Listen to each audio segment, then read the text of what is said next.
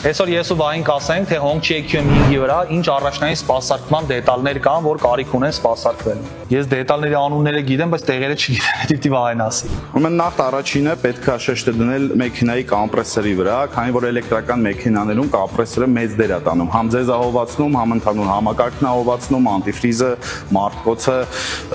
Hongqi EQM5-երի ամենամեծ խնդիրը դա կոմպրեսորի յուղի բացակայությունն է ի սկզբանե, սպասարկումը առաջնայինը դնում ենք կոմպրեսորի վրա։ Որպես սպասարկում պահանջող հատված, ռեդուկտորների յուղից կարող ենք խոսել, ժողովուրդ ջան։ Մեր խորհուրդն է ձեզ, կապ չունի մեքենան որտեղից է գնել, մինչև 20,000-ը առաջին անգամ յուղը փոխեք։ L-Drive-ում փոխեք յուղը։ Ուրեմն ռեդուկտորների յուղի հետ կապված մի հատ էլ հավելում անեմ,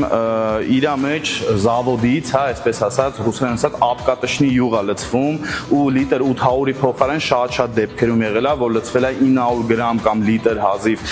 Ես ձեզ խորհուրդ եմ տալի, եթե անգամ դուք որոշեք 20,000-ից շուտ գաք մեր մոտ յուղը փոխեք, դա միայն իօքու ձեզ է ու ձեր մեքենային։ Եթե դու ես վարում ես մեքենայից ու ունես սպասարկման հետ խնդիրներ, ապա համեցիր L-Drive ավտոսերվիս սպասարկելու ամենալավ մասնագետների եւ ամենաբարձրակարգ տեխնոլոգիաներով։